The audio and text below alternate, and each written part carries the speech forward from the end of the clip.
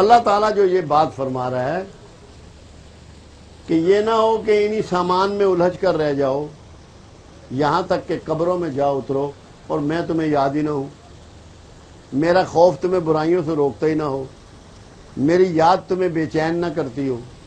اس کو اللہ تعالیٰ آپ کو سمجھانا چاہتا ہے۔ یہ نہیں کہتا کہ دنیا میں مت رہو۔ اگر دنیا اللہ کو اتنی ناپسند ہوتی تو قرآن حکیم میں قانون وراثت ہوتا۔ قرآن حکیم میں قانون وراثت موجود ہے کہ بیٹے کے اتنے حصے اور بیٹی کے اتنے حصے اور ماں کا اتنا حصہ اور باپ کا اتنا حصہ، موویبل اور اموویبل دونوں قسم کی پراپرٹی کا بیان موجود ہے۔ اللہ کو نہیں معلوم کہ لوگوں نے یہ چیزیں بنانی ہیں اور چھوڑ کے بھی جانی ہے؟ تو یہ کیوں قوانین اللہ نے دیے؟ اگر دنیا کا نظام ایسا ہی ہوتا تو اللہ آپ کو کمانے کے بتاتا نا طریقے کہ ایسے ایسے کماؤ، بدیانتی مت کرو، ذخیرہ اندوزی مت کرو، ملاوٹ مت کرو، بوسیدہ خراب چیزیں مت بیچو۔ آپ کو یہاں کے اصول بتا رہا ہے، گائیڈ کر رہا ہے، آپ پہ سود کو حرام قرار دے رہا ہے۔ سود یہاں کی ڈیلنگ ہے، یہاں کا لین دین ہے، دنیاوی کاروبار ہوتا ہے۔ دین کے معاملے میں تو سود نہیں ہوتا، بری چیزوں سے آپ کو روکتا ہے۔ یہ سب سامان ہے دنیا جس سے آپ کو روک رہا ہے، آپ کو گائیڈ کر رہا ہے، اس کی اہمیت بھی آپ کو بتا رہا ہے۔ کوئی ایسا شعبہ نہیں ہے دنیا کا کہ جس کو پروردگار عالم ایمفیسائز کر کے آپ کو نہ بتا رہا ہو، کیونکہ یہ اللہ نے بنائی ہے کائنات۔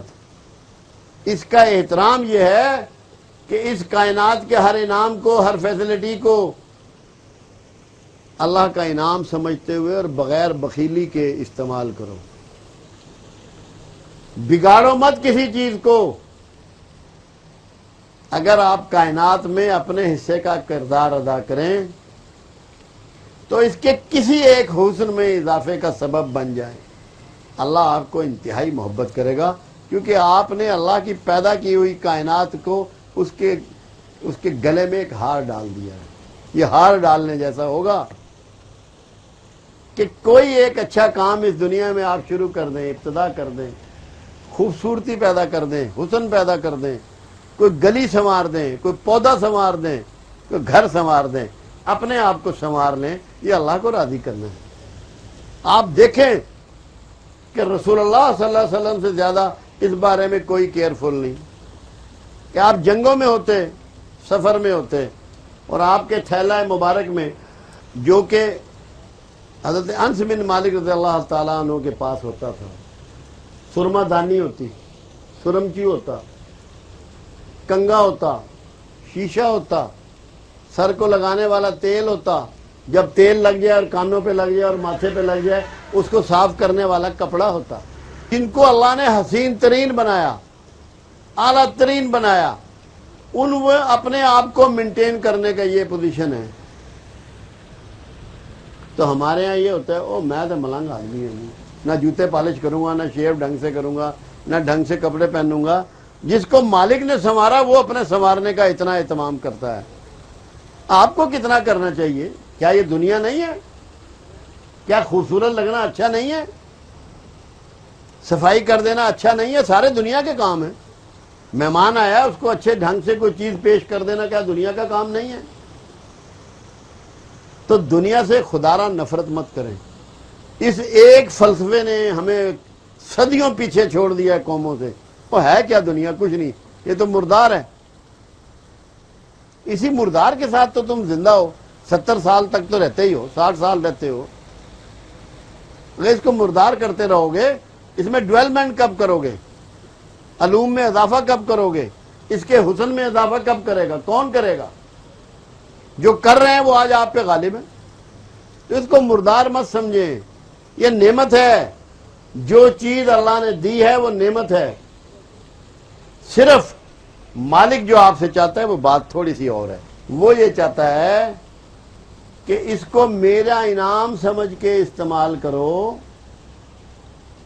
اس میں غرق مت ہو جاؤ۔ ایک صاحب ایک دن ٹی وی پہ بیٹھے ہوئے تھے، ایک انہوں نے بڑی حسین بات کی تھی جو مجھے آج بھی یاد ہے، مجھے یہاں کوٹ کرنی پڑ رہی ہے۔ اسی ریفرنس سے کوئی گفتگو تھی ان کا جملہ تھا، نہ ترک دنیا نہ غرق دنیا، نہ دنیا کو چھوڑ ہی دو نہ غرق ہو جاؤ، اپنے اللہ سے، رسول سے، اپنے بڑوں سے، ماں باپ سے تعلق کو اسی طرح قائم کرو جس طرح کہ اللہ چاہتا ہے، نہ ترک دنیا نہ غرق دنیا۔ اب اصل میں اب پروردگار آپ سے کیا چاہ رہا ہے؟ اللہ کہتا ہے تو نے زیادہ راہ بہت اکٹھا کر لیا ہے، بہت سامان اکٹھا کر لیا ہے، مگر اصل زیادہ راہ تقویٰ ہے، پرہیزگاری ہے۔ جب تو وہ حاصل کر لے گا تو یہ دنیا بھی تیری خدمت پہ لگ جائے گی۔ وہ اصل نعمت جو ہے وہ تو بھول گیا ہے، اس کو ضرور حاصل کر۔ اسی لیے کچھ چیزیں ایسی ہیں جو ہمیں رسول اللہ نے تعلیم فرمائی۔ آپ نے فرمایا اگر اللہ کے نزدیک سامان دنیا کی اہمیت بہت زیادہ ہوتی تو غیر مسلموں کو اللہ کے نزدیک اگر مچھر کے پر کے برابر بھی ہوتی تو غیر مسلموں کو اللہ یہ دولت کبھی نہ دیتا، کبھی اس طرح دولت سے ان کو نہ نوازتا۔ اب کیونکہ ہوتا یہ ہے کہ جب انسان دولت میں پھنس جاتا ہے، دنیا کے لالچ میں زیادہ پھنس جاتا ہے، تو جو خوبیاں اور کمالات اور اچھائیاں اللہ اس سے توقع کر رہا ہوتا ہے وہ ان سب کو چھوڑ دیتا ہے، انوالو ہو جاتا ہے۔ اللہ یہ چاہتا ہے کہ تم دنیا میں رہو، کھاؤ پیو، شادی بیاہ، خوشیاں غمیاں، بچے اولاد، سارے کام کرو، یہ کائنات اسی کے لیے وجود میں آئی ہے، مگر کیسے رہو کیسے؟ یہ تعلیم صوفی دیتے ہیں، یہ صوفیوں نے سکھایا کہ رہو کیسے؟ جیسے مرغابی پانی میں رہتی ہے، جیسے مرغابی پانی میں رہتی ہے دنیا میں، ایسے رہو کہ وہیں کھاتی ہے، وہیں رہتی ہے، وہی پانی پیتی ہے، وہیں اس کا بسیرا ہے، مگر پر گیلے نہیں ہوتے، پھر سے اڑ جاتی ہے۔ جب تمہیں اللہ کی طرف سے پکار آ جائے، وہ چاہے جہاد کے لیے ہو یا واپسی کی ہو، تو غم نہ ہو، فکر نہ ہو، سامان سمیٹنے کی سنبھالنے کی کوئی حاجت نہ ہو، پھر سے اڑ جاؤ جیسے مرغابی پھر سے اڑ جاتی ہے۔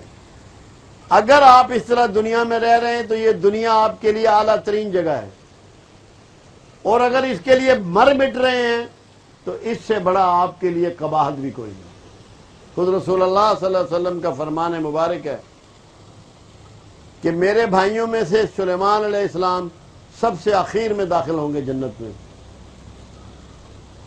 اور میرے اصحاب میں سے سب سے آخر میں جنت میں عبد الرحمن بن عوف رضی اللہ تعالیٰ عنہ ہوں گے۔ یا رسول اللہ صلی اللہ علیہ وسلم کیا وجہ، کیوں ایسا ہوگا؟ آپ نے فرمایا اللہ نے سلیمان علیہ السلام کو جتنی بڑی دولت اور جتنی بڑی حکومت دی کسی اور کو نہیں دی، اس کے بدلے میں انہیں جنت میں دیر سے داخل کرے گا۔ اور میرے اصحاب میں سب سے زیادہ امیر عبد الرحمن بن عوف ہیں، ان کو اتنی دولت دی کہ اس کے بدلے میں اللہ ان کو جنت میں دیر سے داخل کرے گا۔ اللہ کو یہ بات اچھی طرح معلوم ہے کہ جب یہ کثرت ہو جاتی ہے دولت کی اور اقتدار کی فراوانی، تو یہ ممکن نہیں ہے کہ آدمی اتنا ہی وقت اللہ کو دے سکے جتنا کہ اس کو دینا چاہیے، یہ ممکن نہیں ہے۔ یہ اسلوب ایک آپ کو سمجھایا جا رہا ہے، سکھایا جا رہا ہے۔ اب اصل میں دنیا ہی دین ہے، آپ اس کو سمجھیں۔ رسول اللہ صلی اللہ علیہ وسلم کی زندگی کا کیا ہر لمحہ دین نہیں ہے؟ کیا آپ کا ہر لفظ دین نہیں ہے؟ یہ ہے کوئی ایسی چیز؟ جاگنے سے سونے تک اور سونے سے جاگنے تک آپ کا ہر فعل دین نہیں ہے؟ دین اور ہے کیا؟ رسول اللہ نے جو کہا وہ دین ہے، رسول اللہ نے جو کیا وہ دین ہے۔ قرآن بھی تو رسول اللہ کی زبان سے ہی وارد ہوا، آپ نے فرمایا یہ اللہ کا کلام ہے، کسی فرشتے نے تو اناؤنس نہیں کیا، کسی نے کہا آپ کو آ کے کہ یہ قرآن ہے، رسول اللہ فرما رہے ہیں کہ یہ اللہ کا کلام ہے۔